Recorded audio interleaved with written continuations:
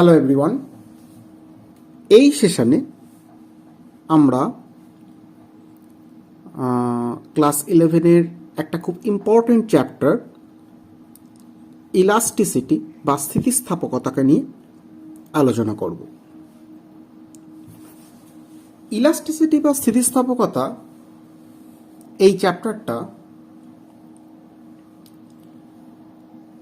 Actually general properties of matter বা পদার্থের সাধারণ ধর্মের যে সমস্ত চ্যাপ্টারগুলো আছে সেই সমস্ত চ্যাপ্টারের মধ্যে অন্যতম একটি চ্যাপ্টার। যেহেতু এটা জেনারেল প্রপার্টিজ অফ ম্যাটার এর একটা পার্ট, অর্থাৎ পদার্থের সাধারণ ধর্মের অন্তর্গত একটা চ্যাপ্টার, সেই ব্যাকগ্রাউন্ড থেকেই আমরা বুঝতে পারছি হোয়াট ইজ ইলাস্টিসিটি, স্থিতিস্থাপকতা কি। স্থিতিস্থাপকতা পদার্থের আর সমস্ত সাধারণ ধর্মের মধ্যে অন্যতম একটা ধর্ম, অর্থাৎ elasticity nothing but a basic property of matter. কিন্তু এই স্থিতিস্থাপকতা বা ইলাস্টিসিটি চ্যাপ্টারটার মাধ্যমে বা এই প্রপার্টির মাধ্যমে আমরা কি জানতে পারি? এই ধর্মের মাধ্যমে পদার্থের যে স্থিতিস্থাপকতা, পদার্থের যে একটা ধর্মের মাধ্যমে কি জানতে পারি থেকে বলা ভালো কি ধরনের ধর্ম, ধর্মের নেচার কেমন, ধর্মের ক্যারেক্টারিস্টিক্স কেমন, সেইগুলো আমাদের কিন্তু কি এই চ্যাপ্টারে জানতে হবে। অ্যাকচুয়ালি আমরা জানি যে পদার্থের উপর যদি বা বস্তুর উপর যদি বা সংস্থার উপর যদি, অর্থাৎ বডি বা সিস্টেমের উপর যদি আমরা ফোর্স অ্যাপ্লাই করি, তাহলে অ্যাকর্ডিং টু নিউটনস লস, নিউটনের গতিসূত্র অনুযায়ী বস্তু সংস্থা বা পদার্থ কি করে? তার জাড্য ধর্মের পরিবর্তন ঘটায়, অর্থাৎ the system will undergo some change in its inertia। অর্থাৎ কিরকম? যদি স্থির বস্তুর উপর বল প্রয়োগ করা হয় তাহলে বস্তু গতিশীল হয়, অর্থাৎ স্থিতিজাড্য গতিজাড্যে পরিবর্তন করে, অর্থাৎ inertia of rest converts to inertia of motion. আবার যদি কোনো গতিশীল বস্তুর গতির বিরুদ্ধে বল প্রয়োগ করা হয় তাহলে কিন্তু বস্তু স্থির হয়ে যায়, অর্থাৎ গতিজাড্য স্থিতিজাড্যে পরিবর্তিত হয়, অর্থাৎ inertia of motion changes to inertia of rest. অর্থাৎ পদার্থের উপর বা সংস্থার উপর বা বস্তুর উপর যদি বল প্রয়োগ করা হয় তাহলে বস্তু বা সংস্থা সেই বলের প্রভাবে কি করে না তার জাড্য ধর্মের পরিবর্তন ঘটায়। কিন্তু যদি বস্তু বা সংস্থা উপর বল পরিবর্তন করা সত্ত্বেও বস্তু বা সংস্থা অর্থাৎ বডি বা সিস্টেম তার জাড্য ধর্মের কোনো পরিবর্তন না ঘটিয়ে, অর্থাৎ making unchange it's property of inertia, যদি কি ঘটায় না তার দৈর্ঘ্যের পরিবর্তন ঘটায়, যদি তার আকারের পরিবর্তন ঘটায়, যদি তার আয়তনের পরিবর্তন ঘটায়, অর্থাৎ যদি তার মধ্যে বস্তু বা সংস্থার মধ্যে কোনো বিকৃতির উদ্ভব হয়, তখন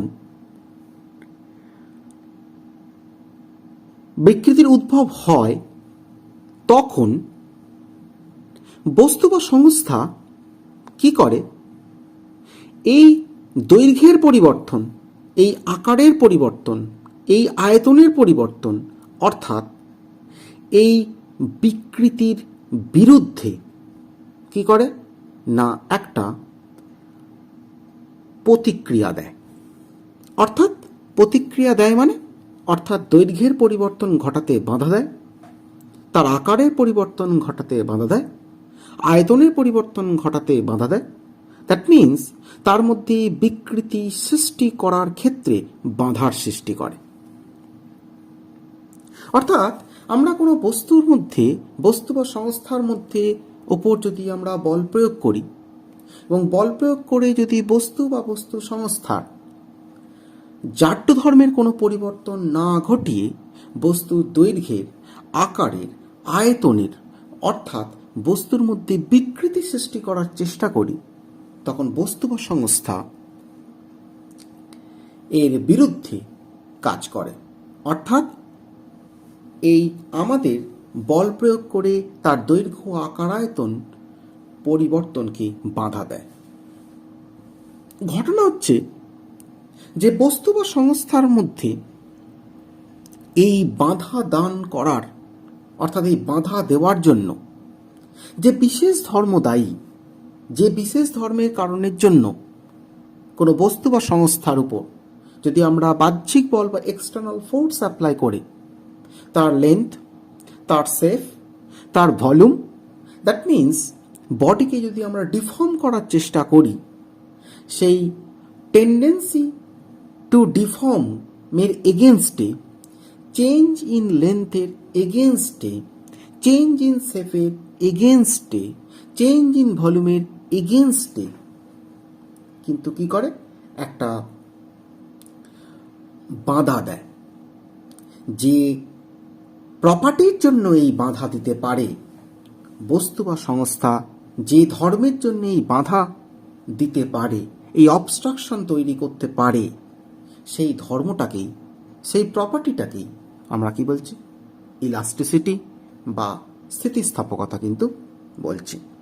অর্থাৎ জিনিসটা কি বললাম, যদি আমরা কোনো বস্তু বা বস্তু সংস্থা অর্থাৎ কোনো বডি আর সিস্টেম অফ বডির উপর যদি বাহ্যিক বল প্রয়োগ করি, অর্থাৎ এক্সটার্নাল ফোর্স অ্যাপ্লাই করি, করে বস্তুর যদি জাড্যের পরিবর্তন না ঘটাই, অর্থাৎ বডির মধ্যে বা সংস্থার মধ্যে কোনো ইনার্শিয়ার চেঞ্জ না করে যদি বস্তুর দৈর্ঘ্য বা সংস্থার দৈর্ঘ্য, বস্তু বা বস্তু সংস্থার আকার, বস্তু বা বস্তু সংস্থার ভলিউম পরিবর্তন করার চেষ্টা করি, অর্থাৎ বস্তুর মধ্যে বিকৃতি ঘটাতে চেষ্টা করি, অর্থাৎ যদি বডির মধ্যে বডির লেন্থের চেঞ্জ করার চেষ্টা করি, বডির শেপের চেঞ্জ করার চেষ্টা করি, বডির ভলিউমের চেঞ্জ করার চেষ্টা করি, দ্যাট মিন্স বডির মধ্যে কোনো ডিফরমেশন ঘটাতে চেষ্টা করি, তখন যে বিশেষ প্রপার্টির জন্য, যে বিশেষ ধর্মের জন্য আমাদের বস্তুর মধ্যে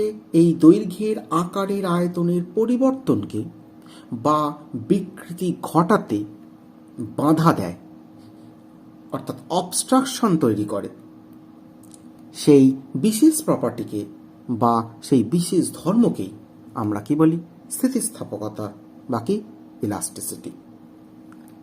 হয়েছে? তাহলে আশা করি ইলাস্টিসিটি কি জিনিস আমরা বুঝতে পেরেছি। অর্থাৎ ইলাস্টিসিটির ক্ষেত্রেতে মেন তিনটে কম্পোনেন্ট। এক, আমরা ফোর্স অ্যাপ্লাই করব, সেখানে বডির মধ্যে কোনো ইনার্শিয়ার চেঞ্জ আসবে না, তার বদলে কি চেঞ্জ আনার চেষ্টা করব, বডির লেন্থের চেঞ্জ, বডির শেপের চেঞ্জ, বডির ভলিউমের চেঞ্জ, দ্যাট মিন্স বডির মধ্যে কোনো বিকৃতি আনার চেষ্টা করব, অর্থাৎ বডির মধ্যে কোনো ডিফরমেশন আনার চেষ্টা করব। তখন পদার্থের মধ্যে অন্তর্নিহিত যে প্রপার্টি, অর্থাৎ বডি বা সিস্টেমের মধ্যে থাকা যে প্রপার্টির কারণের জন্য, যে ধর্মের কারণের জন্য আমাদের এই সমস্ত পরিবর্তন ঘটাতে বা বিকৃতি সৃষ্টি করতে, ডিফরমেশন ফর্ম করতে বাধা দেবে, সেই প্রপার্টি হলো কি ইলাস্টিসিটি বা স্থিতিস্থাপকতা। তো স্থিতিস্থাপকতা চ্যাপ্টারটার মধ্যে ডিপে ঢোকার আগে স্থিতিস্থাপকতা সংক্রান্ত কয়েকটা টার্ম আমাদের কিন্তু একটু জেনে নিতে হবে। অ্যাকচুয়ালি এই টার্মগুলোকে জানার আগে কয়েকটা কথা একটু আগে বলে নিই। ঘটনা হচ্ছে, এই যে ইলাস্টিসিটি প্রপার্টির জন্য সিস্টেম বা বডি তাদের ওপর বিকৃতি সৃষ্টি করতে বাধা দেয়,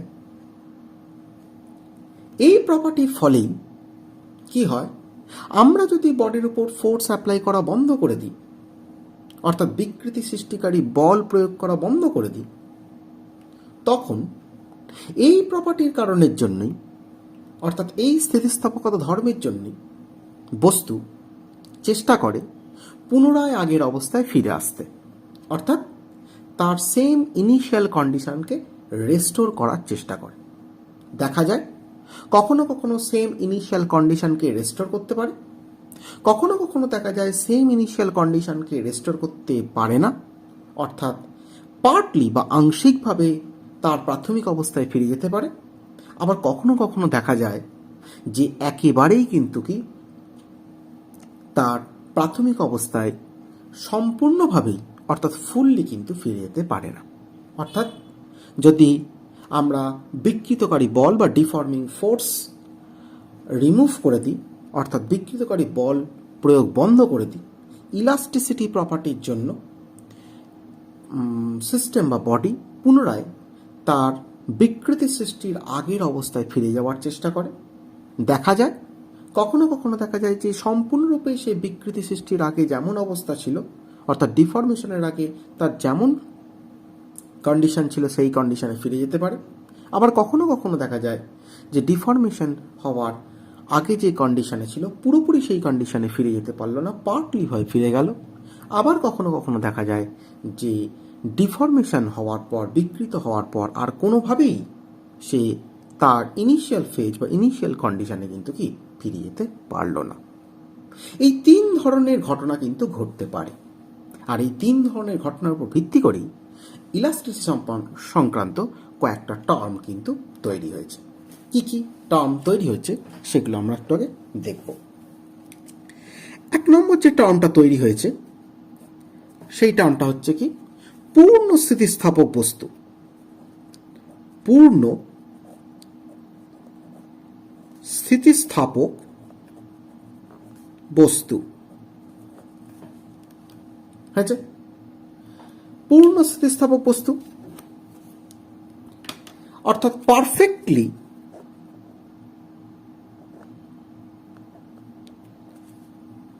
ইলাস্টিক বডি।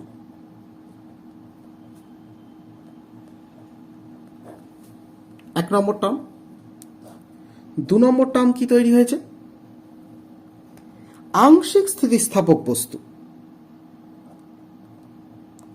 আংশিক স্থিতিস্থাপক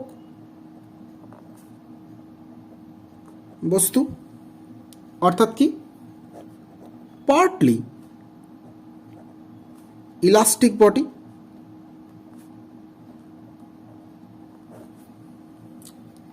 তিন নম্বর টার্ম কি তৈরি হয়েছে? পূর্ণ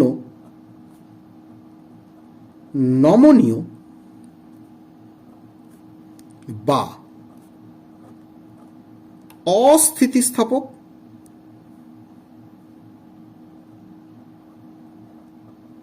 বস্তু বা ফুললি প্লাস্টিক or inelastic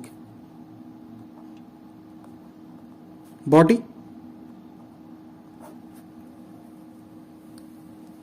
আর কি টার্ম তৈরি হয়েছে? ভঙ্গুর বস্তু,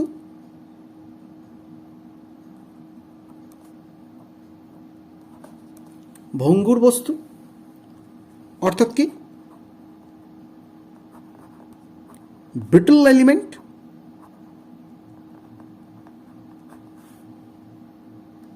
আর কি টার্ম তৈরি হয়েছে? প্রসার্যশীল বস্তু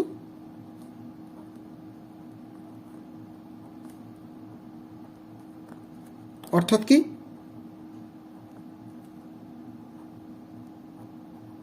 ডাকটাইল সাবস্টেন্স।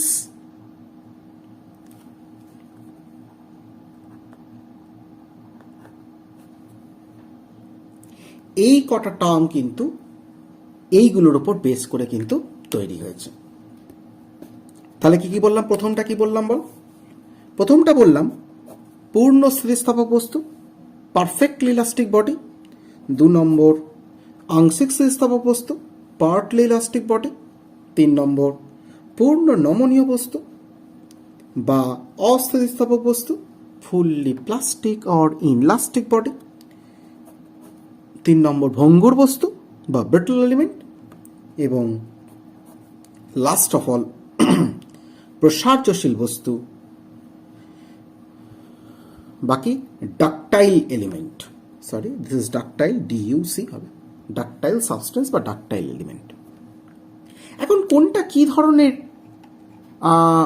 এই নামকরণগুলো, যে এই ক্লাসিফিকেশনগুলো করা হয়েছে, কি বেসিসের উপর ক্লাসিফিকেশন করা হয়েছে, সেগুলো আমরা একটা একটা করে দেখব। পূর্ণ স্থিতিস্থাপক বস্তু কাকে বলা হচ্ছে? বলছে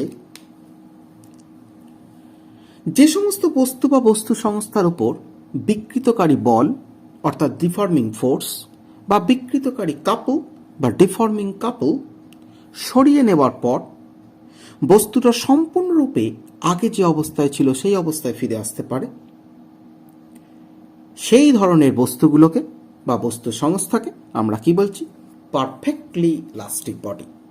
অর্থাৎ ডিফর্মিং ফোর্স আমরা যদি রিমুভ করে নিই বা ডিফর্মিং কাপল যদি আমরা বা দ্বন্দ্ব যদি আমরা সরিয়ে নিই, তাহলে কিন্তু যদি বস্তু যদি পুনরায় হুবহু সেম ইনিশিয়াল কন্ডিশনে ফিরে আসে, তাহলে সেই বস্তু বা বস্তু সংস্থায় কে আমরা বলছি পূর্ণ স্থিতিস্থাপক বস্তু। কিন্তু বাস্তবে এইরকম পূর্ণ স্থিতিস্থাপক বস্তু কিন্তু দেখা যায় না, বা এরকম পূর্ণ স্থিতিস্থাপক বস্তুর কিন্তু আইডিয়াল একটা কনসেপ্ট বলা যেতে পারে, এর কিন্তু রিয়েল এক্সিস্টেন্স প্রায় নেই বললেই চলে। তবে কিছু কিছু sub atomic particle just like electron, proton, neutron, neutrino, positron etcetera, এরা কিন্তু নিয়ারলি পারফেক্টলি ইলাস্টিক বডি রূপে কাজ করে। অর্থাৎ এরা কিন্তু প্রায় স্থিতিস্থাপক বস্তুর মতো কিন্তু কি আচরণ কিন্তু করে। এবার 2 নম্বর পয়েন্টে চলে আসছি, আংশিক স্থিতিস্থাপক বস্তু। কি জিনিস এটা? না, আংশিক স্থিতিস্থাপক বস্তু হচ্ছে যে সমস্ত বস্তুর উপর বিকৃতকারী বল বা দ্বন্দ্ব সরিয়ে নেওয়ার পর বস্তুটা হয়তো হুবহু আগের অবস্থায় ফিরে গেল না, তবে কিছুটা আগের অবস্থায় ফিরে গেল, আংশিকভাবে আগের অবস্থায় ফিরে গেল, আগের আকার আয়তন ফিরে পেল আংশিকভাবে, সম্পূর্ণরূপে নয়, সেই ধরনের বস্তু বা বস্তু সংস্থাকে আমরা কি বলছি? আংশিক স্থিতিস্থাপক বস্তু বা পার্টলি ইলাস্টিক বডি। অর্থাৎ যে সমস্ত বডি বা সিস্টেম এর উপর যদি আমরা ডিফর্মিং ফোর্স বা ডিফর্মিং কাপল যদি আমরা রিমুভ করে নিই, সরিয়ে নিই, তাহলে কিন্তু বডি বা সিস্টেম যদি পার্টলি তার ইনিশিয়াল কন্ডিশনকে রেস্টোর করতে পারে, সেই সমস্ত বস্তুকেই বা বস্তু সংস্থাকেই আমরা কি বলছি?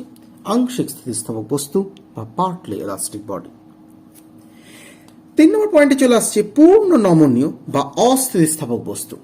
পূর্ণ নমনীয় বা অস্থিতিস্থাপক বস্তু কি জিনিস? অর্থাৎ fully plastic or inelastic body কি? যে সমস্ত বস্তু বা বস্তু সংস্থার উপর বিকৃতকারী বল বা বিকৃতকারী দ্বন্দ্ব সরিয়ে নেওয়ার পর কোনোভাবেই সে পূর্বের আকার আয়তনে বা পূর্বের অবস্থায় ফিরে আসতে পারে না, সেই সমস্ত বস্তু বা বস্তু সংস্থাকেই আমরা কি বলি? অস্থিতিস্থাপক বা কি পূর্ণ নমনীয় বস্তু বা fully inelastic body. That means deforming force বা ডিফর্মিং কাপল রিমুভ করার পর যে সমস্ত বডি বা সিস্টেম কোনোভাবেই তার ইনিশিয়াল ফেজে ফিরে আসার চেষ্টা করে না বা ইনিশিয়াল ফেজে ফিরে আসতে পারে না, সেটা পার্টলি বা ফুললি যেভাবেই হোক পারে না, সেই সমস্ত বডিকে, সেই সমস্ত বস্তু সংস্থাকে, সিস্টেমকে আমরা কি বলছি? না fully elastic body or inelastic body. In realistic case দেখা যায় এইরকম ফুললি প্লাস্টিক বডি আর ইনইলাস্টিক বডিরও কিন্তু এক্সিস্টেন্স কিন্তু পাওয়া যায় না।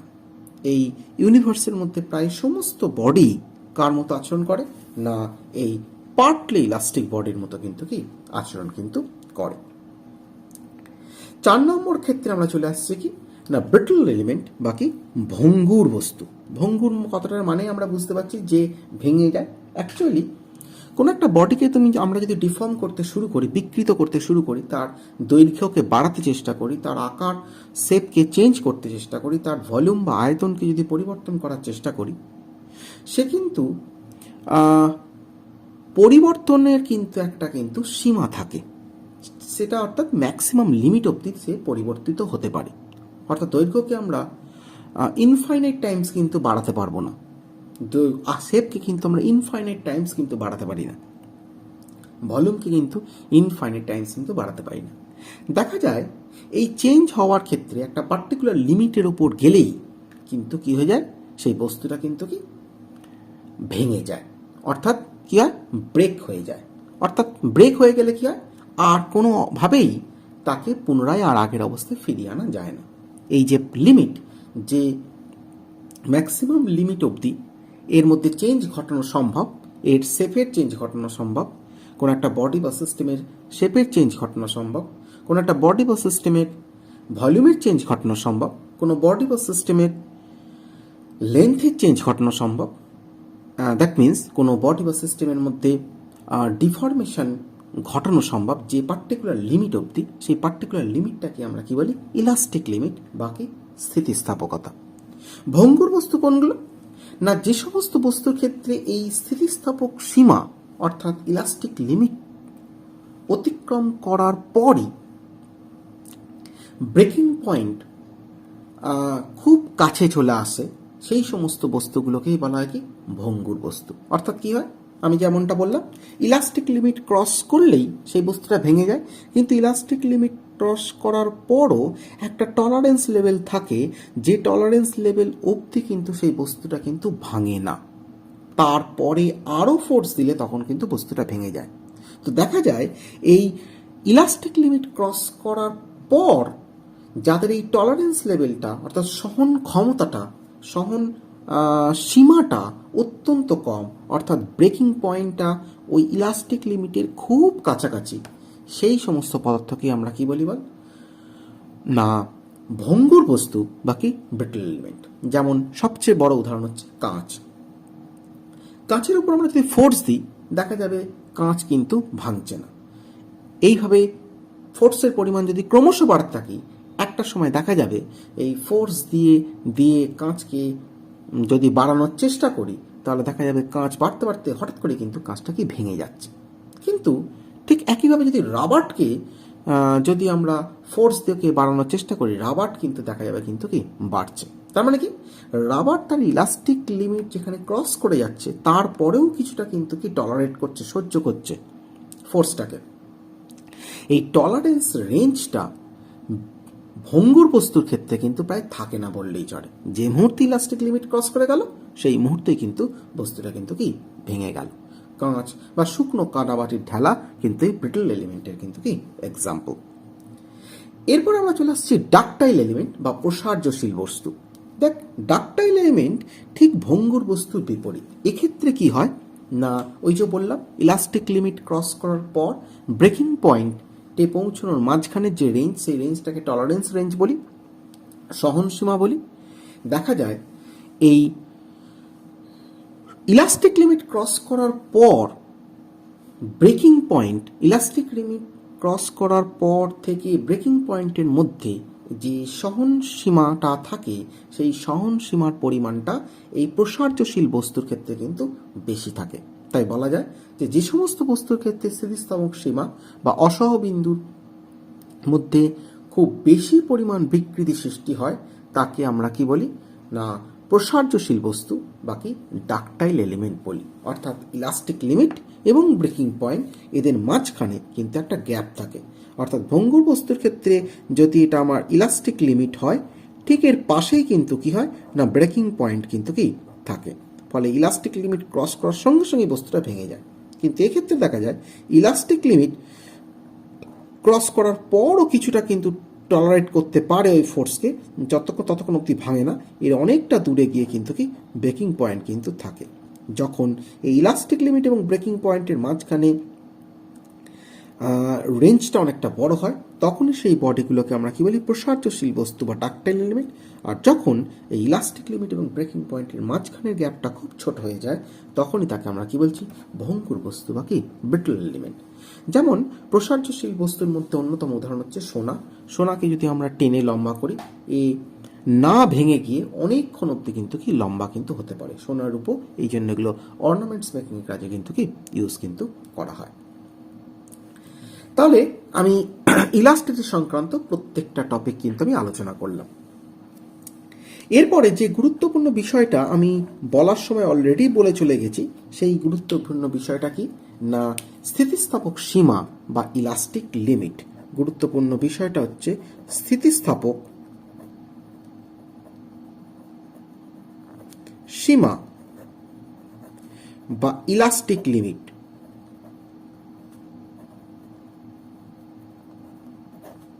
অলরেডি আমি বলে দিয়েছি স্থিতিস্থাপক সীমা কি না, বিকৃতকারী বলের যে ঊর্ধ্ব সীমা পর্যন্ত কোনো বস্তু বা বস্তুর সংস্থা তার মধ্যে স্থিতিস্থাপকতা ধর্ম প্রদর্শন করতে পারে, তাকেই আমরা কি বলছি, ইলাস্টিক লিমিট। অর্থাৎ ডিফর্মিং ফোর্সের যে ম্যাক্সিমাম লিমিট অবধি, ডিফর্মিং ফোর্সের যে ম্যাক্সিমাম ভ্যালু অবধি কোনো বডি বা কোনো সিস্টেমের মধ্যে ইলাস্টিক প্রপার্টি এক্সিস্ট করতে পারে, বা কোনো বডি বা সিস্টেম তার ইলাস্টিক প্রপার্টিকে শো করতে পারে, সেই ডিফর্মিং ফোর্সের সেই ম্যাক্সিমাম লিমিটটাকে আমরা কি বলছি, ইলাস্টিক লিমিট বা কি স্থিতিস্থাপক সীমা কিন্তু আমরা বলছি।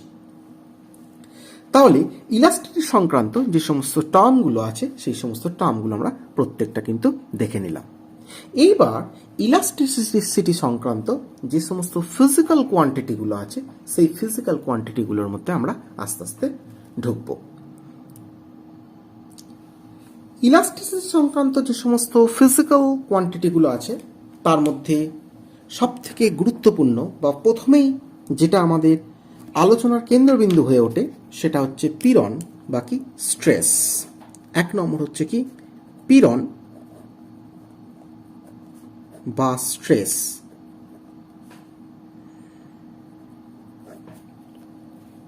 হয়েছে? এবং দু নম্বর যে পয়েন্ট বা ফিজিক্যাল কোয়ান্টিটিটা আছে, সেটা হচ্ছে কি না বিকৃতি বা স্ট্রেন।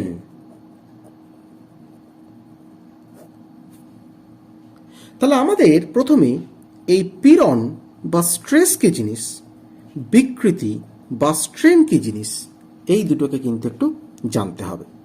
তাহলে কি বললাম, প্রথমে পীড়ন বা স্ট্রেস, আর দু নম্বর কি বললাম, বিকৃতি বা কি স্ট্রেন কি জিনিস আমাদের জানতে হবে। স্ট্রেস জিনিসটা আমরা মোটামুটিভাবে এই ফিজিক্যাল কোয়ান্টিটি সম্পর্কে পরিচিত। আমরা প্রেশার কি জিনিস জানি। প্রেশার কি না, ধরা যাক এই এরিয়া, এর সারফেস এরিয়া বা ক্ষেত্রফল ধরলাম এ, আর এর উপর কত ফোর্স দেওয়া হচ্ছে, এফ ফোর্স দেওয়া হচ্ছে।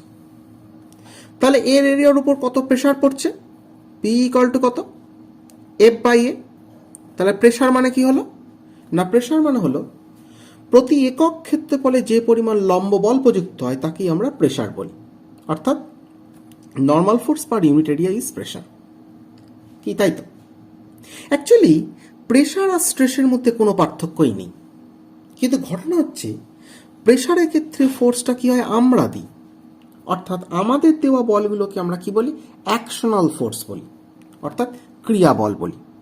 কিন্তু যখন একটা বডিকে আমরা টেনে লম্বা করার চেষ্টা করব, অর্থাৎ আমরা যদি এদিক বরাবর ফোর্স দিয়ে, এফ ফোর্স দিয়ে বডিকে এ এরিয়ার উপর এফ ফোর্স দিয়ে, ধরো এটা হচ্ছে আমার এরিয়া এ, এই এ এরিয়ার উপর আমি এদিক বরাবর এফ ফোর্স দিয়ে টেনে লম্বা করছি,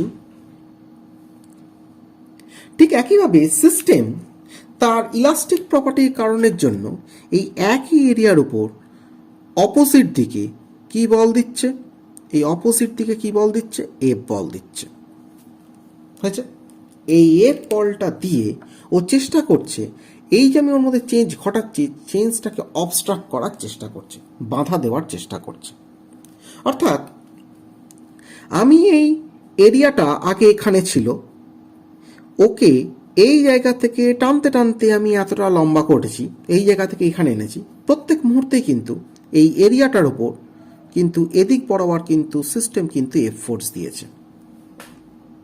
তাহলে ভেবে দেখো যে আমরা যখন এই এরিয়ার উপর এফ ফোর্স দিয়েছি, তাহলে আমরা এর উপর কত প্রেশার দিয়েছি, পি ইকুয়াল টু কত এফ বাই এ।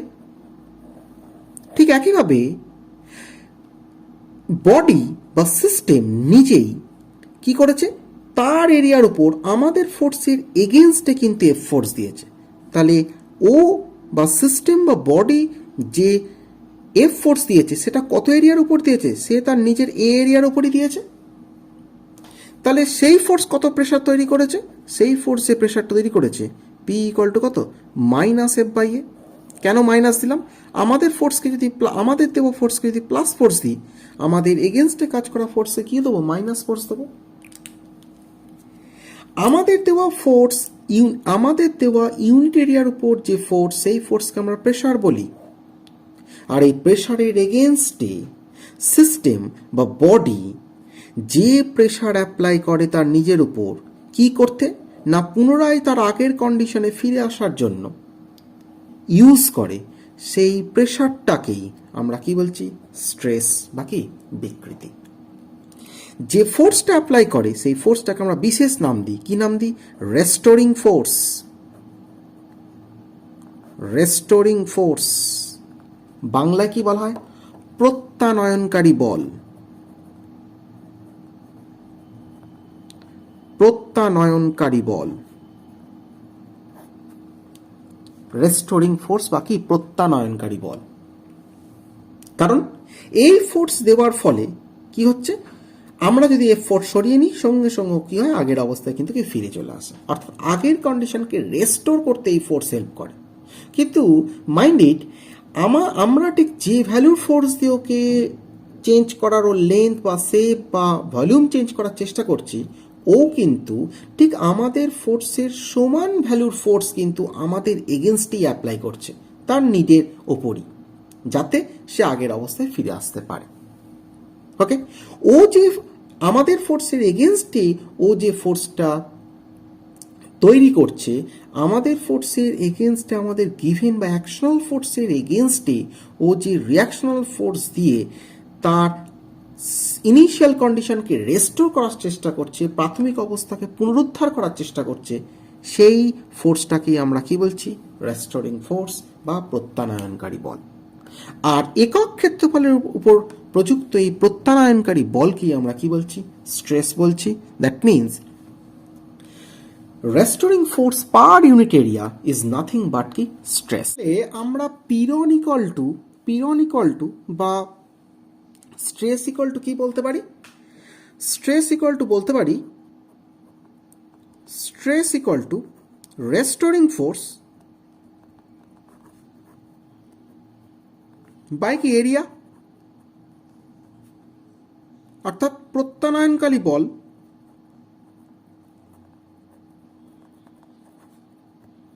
বাই কি ক্ষেত্রফল বলতে পারি। এবার ক্ষেত্রফল যদি সার্কুলার হয়, হ্যাভিং রেডিয়াস আর, অর্থাৎ আর ব্যাসার্ধে সার্কুলার যদি ক্ষেত্রফল হয়, এরিয়া হয়, তাহলে সেটা কত হবে, পাই আর স্কোয়ার। যেমন এরিয়া হবে সেই অনুযায়ী আমরা ভ্যালু বসাব। এবার আমরা চলে আসি পীড়নের একক এবং মাত্রা, অর্থাৎ unit and dimension of stress. পীড়নের একক এবং মাত্রা, এটুকুন তো আমরা ক্লিয়ারলি বুঝতে পেরেছি যে পীড়ন বা stress is nothing but same physical quantity like pressure. তাহলে প্রেশারের ইউনিট এবং ডাইমেনশন যা হবে, স্ট্রেসের ইউনিট এবং ডাইমেনশন কি হবে, সেম হবে। অর্থাৎ স্ট্রেস এর সিজিএস ইউনিট যদি দেখি, কি দেখব, ফোর্সের সিজিএস ইউনিট কি আমরা জানি, ডাইন। আর এরিয়া সিজিএস ইউনিট কি বল? Centimetre square. যদি আমরা এসআই ইউনিট দেখি, তাহলে কি দেখব? নিউটন পার কি মিটার স্কোয়ার। যদি আমরা এফপিএস ইউনিট দেখি, তাহলে আমরা কি দেখব? পাউন্ডাল পার কি ফুট স্কোয়ার।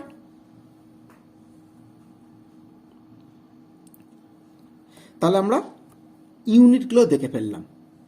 যদি ডাইমেনশন দেখি, তাহলে স্ট্রেসের ডাইমেনশন কেমন হবে? স্ট্রেসের ডাইমেনশন কেমন হবে? ওপরে যেহেতু ফোর্স আছে, তাহলে dimension of force by dimension of কি এরিয়া, অর্থাৎ বলের মাত্রা বাই কি ক্ষেত্রফলের মাত্রা। বলের মাত্রা আমরা তো জানি ml T⁻², আর ক্ষেত্রফলের মাত্রা আমরা জানি L²। তাহলে এটা করলে কত হবে? m L⁻⁻1 T⁻²।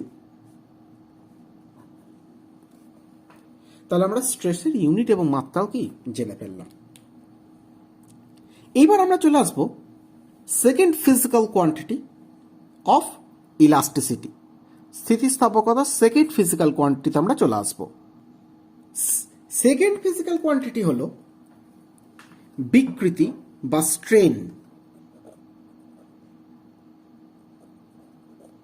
বিকৃতি বা স্ট্রেন হচ্ছে ইলাস্টিসিটির সেকেন্ড ফিজিক্যাল কোয়ান্টিটি। তাহলে আমাদের জানতে হবে এই স্ট্রেন বা বিকৃতি কি জিনিস। স্ট্রেন বা বিকৃতি ইজ নাথিং বাট ডিফরমেশন। আচ্ছা, বিকৃতি বা ডিফরমেশন জিনিসটা কি? অ্যাকচুয়ালি ডিফরমেশন বা বিকৃতিকে যদি সিঙ্গল ওয়ার্ডে বলা যায়, তাহলে বলা উচিত যে বিকৃতি বা deformation is nothing but change. পরিবর্তনই হলো বিকৃতি বা ডিফরমেশন। কার পরিবর্তন রে? বস্তুটির দৈর্ঘ্য, বস্তু বা সংস্থার আকার, বস্তু বা সংস্থার কি শেপ, অর্থাৎ বডি বা সিস্টেম অফ বডির লেন্থ, বডি বা সিস্টেম অফ বডির শেপ, বডি বা সিস্টেম অফ বডির কি ভলিউমের চেঞ্জকে বোঝানো হচ্ছে। কিন্তু হাউ উই ক্যান মেজার ইট? কিভাবে এই পরিবর্তনটাকে আমি মেজার করব? ধর কিরকম ধরনের জিনিসটা, আমরা এটাকে মেজার করতে গেলে কোন একটা প্যারামিটার দরকার। কি প্যারামিটার? প্রাথমিক এবং অন্তিম, অর্থাৎ ইনিশিয়াল এবং ফাইনাল, এই দুটোকে প্যারামিটার করতে হবে। ইনিশিয়ালের রেসপেক্টে কতটা চেঞ্জ হচ্ছে বা ফাইনালের রেসপেক্টে কতটা চেঞ্জ হলো, এরমভাবে আমাকে ধরতে হবে। সেই কারণের জন্য বিকৃতিকে বা স্ট্রেনকে আমরা কিভাবে মেজার করে থাকি? স্ট্রেন বা বিকৃতিকে বলা হয়ে থাকে change in dimension by initial dimension.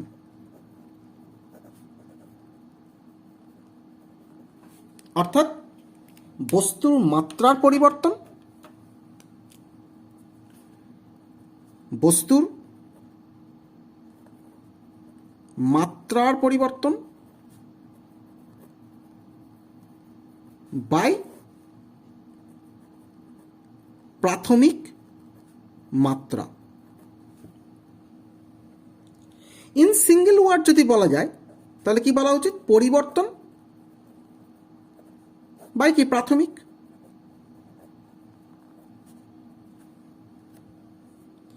এখানে মাত্রার পরিবর্তন মানে এক মাত্রা থেকে অন্য মাত্রায় কনভার্সনকে কিন্তু আমি বোঝাইনি।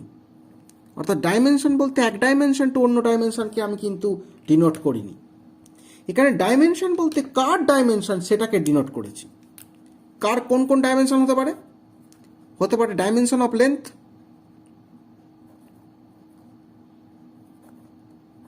লেন্থ হতে পারে। 2 নম্বর কি হতে পারে? 2 নম্বর যেটা হতে পারে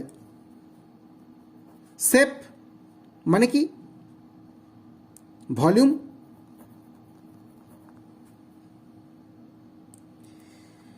তাহলে লেন্থ এবং ভলিউম এই দুটোকেই কিন্তু মেনলি কিন্তু আমি কি বুঝিয়েছি। যেমন বলা হলো যে কোন একটা বডির লেন্থ, ইনিশিয়াল লেন্থ ছিল চেল,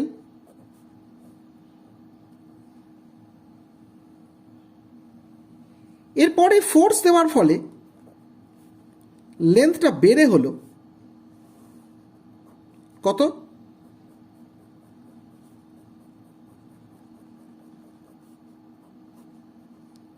এল প্লাস ডেল এল। তাহলে চেঞ্জ কত হলো?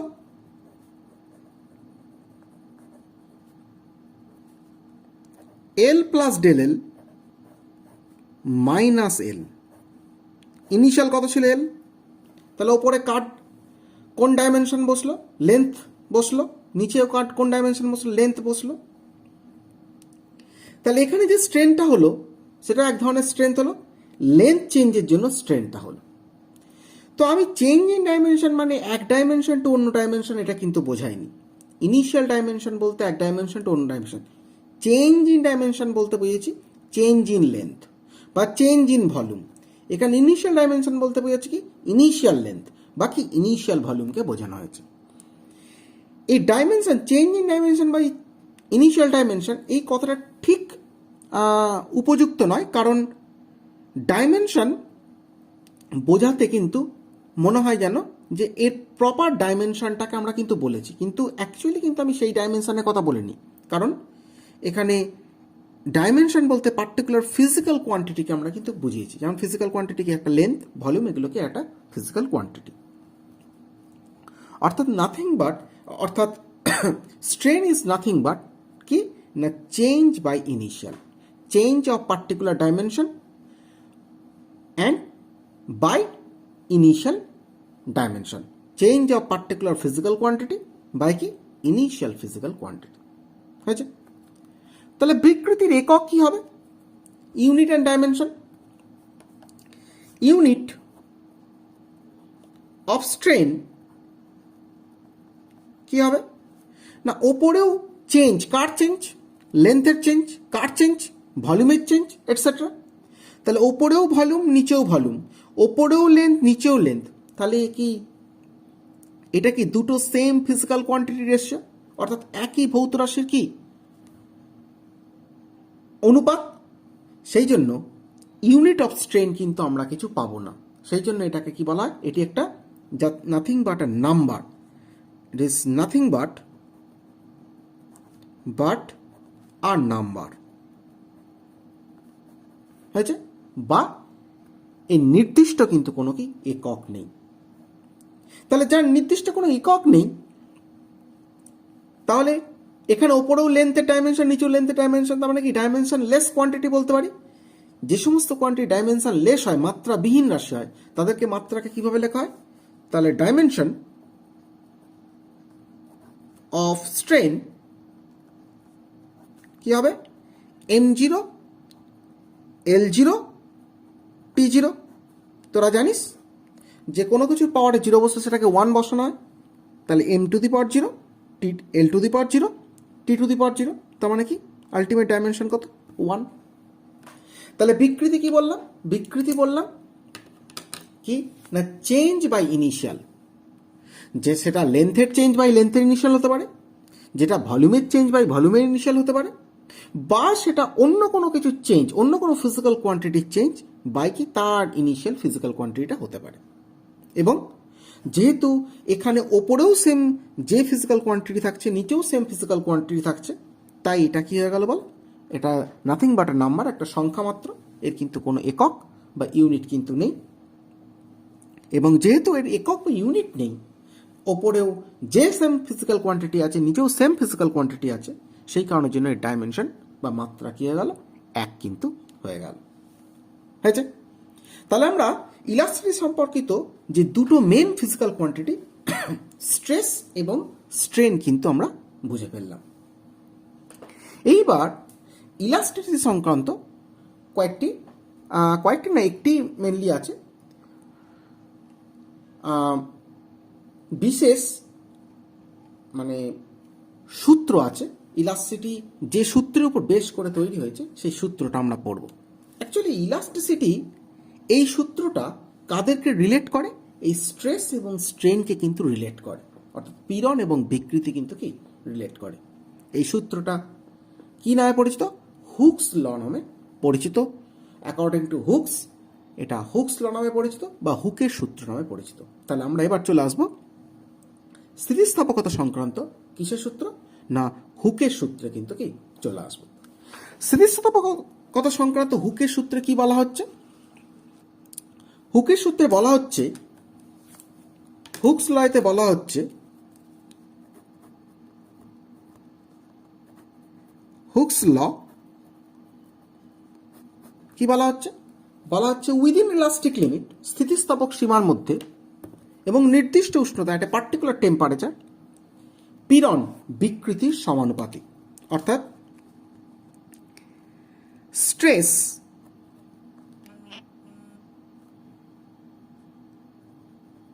ডিরেক্টলি প্রপোর্শনাল টু কি স্ট্রেন। তোরা জানিস প্রপোর্শনাল সাইন তুললে একটা কনস্ট্যান্ট আছে, তাহলে stress equal to constant into কি strain, or stress by strain equal to কি কনস্ট্যান্ট। অর্থাৎ পীড়ন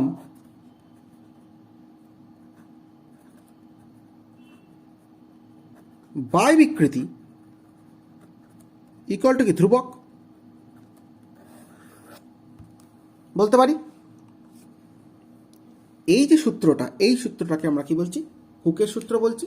অর্থাৎ স্থিতিস্থাপক সীমার মধ্যে নির্দিষ্ট উষ্ণতায় পীড়ন বিকৃতি কি হয়ে যায়? সমানুপাতিক হয়ে যায়। অর্থাৎ stress directly proportional to strain, proportional to sign তুললে একটা কনস্ট্যান্ট আছে, stress by strain equal to constant. এই স্ট্রেস বাই স্ট্রেন কি আমরা কি বলি? ধ্রুবক বলি। এই যে স্ট্রেস বাই স্ট্রেনকে ধ্রুবক বলি, এই ধ্রুবকটাকে একটা বিশেষ নাম দিই। অর্থাৎ stress by strain equal to যে কনস্ট্যান্ট, এই কনস্ট্যান্টটাকে আমরা কি বলি? এটাকে আমরা বলি কোফিশিয়েন্ট অফ ইলাস্টিসিটি বা modulus of elasticity. Coefficient of elasticity or modulus of elasticity। বাংলায় কি বলা হয় থাকে? স্থিতিস্থাপক গুণাঙ্ক।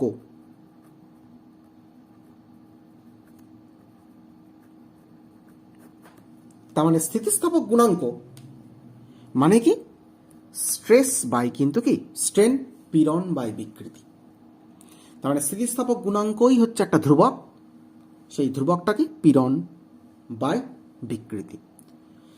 পীড়ন বিকৃতির সঙ্গে সমানুপাতিক, stress directly proportional to strain.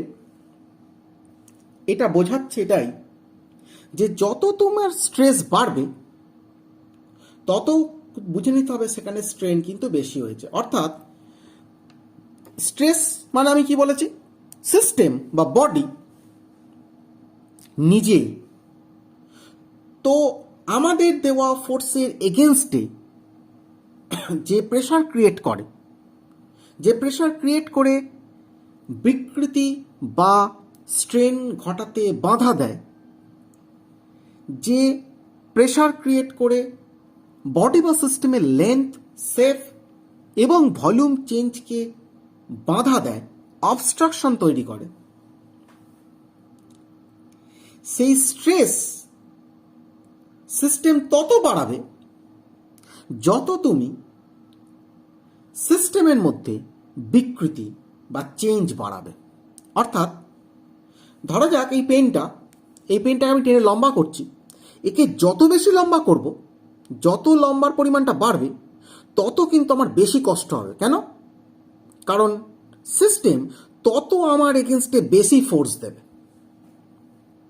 System যত এগেনস্টে বেশি ফোর্স দেবে ততই কি হবে? স্ট্রেস বাড়বে। কারণ সিস্টেমে দেওয়া ফোর্স আর বাই এরিয়া করলেই তো স্ট্রেস পাই, স্ট্রেস তত বাড়বে।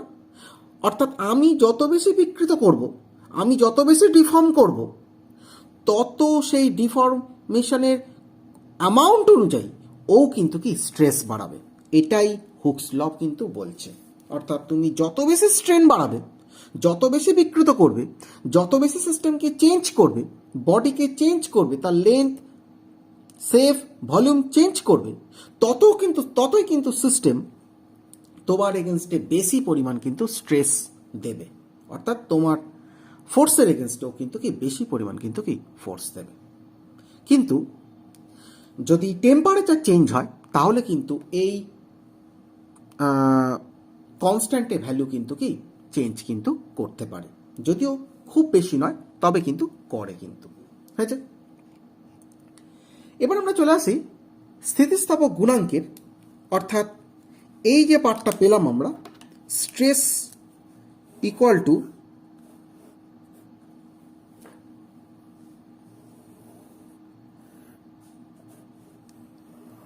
এই যে পার্টটা পেলাম আমরা, stress by strain equal to constant, মানে কোফিশিয়েন্ট অফ ইলাস্টিসিটি বা modulus of elasticity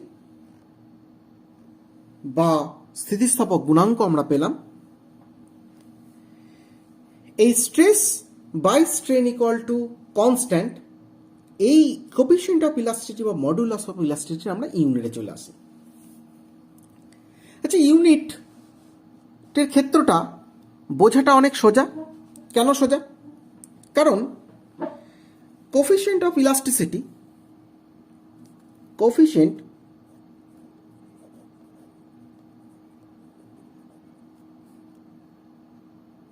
of elasticity equal to কি? স্ট্রেস বাই স্ট্রেন, মানে পীড়ন বাই কি বিকৃতি। তাহলে এর যদি আমি ইউনিট দেখি, ইউনিট, তাহলে কি পড়ব? পীড়নের একক, একক বাই কি বিকৃতির একক।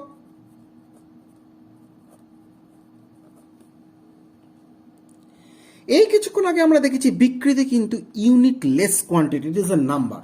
এই যে লিখলাম নাথিং বাট আ নাম্বার, কারণ ওপরেও লেন্থ নিচেও লেন্থ, ওপরেও ভলিউম নিচেও ভলিউম কেটে যাবে, নাম্বার, ইউনিট নেই। তার মানে বোঝা যাচ্ছে কোফিশিয়েন্ট অফ ইলাস্টিসিটির unit equal to nothing but কি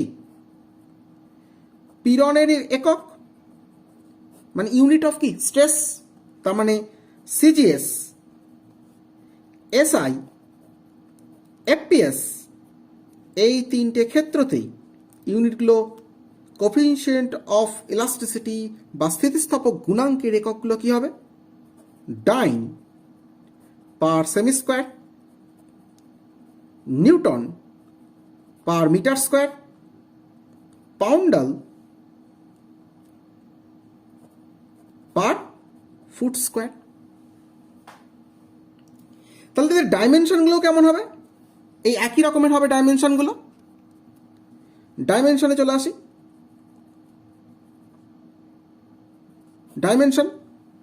ডাইমেনশন কতবার করেছিলাম? পীড়নের ডাইমেনশন আমরা কতবার করেছিলাম? পীড়নের ডাইমেনশন মানেই কত ছিল না, স্ট্রেসের ডাইমেনশন মানেই ছিল প্রেশারের ডাইমেনশন। তাহলে ডাইমেনশনে যদি দেখি তাহলে কি লিখব? Dimension of stress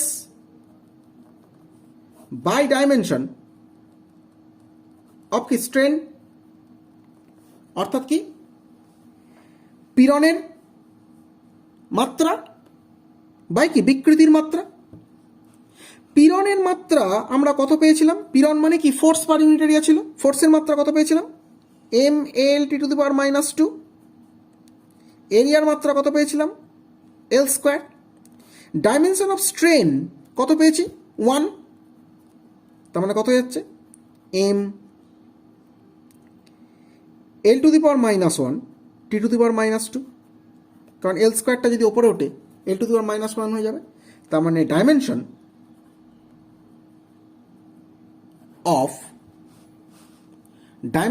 of elasticity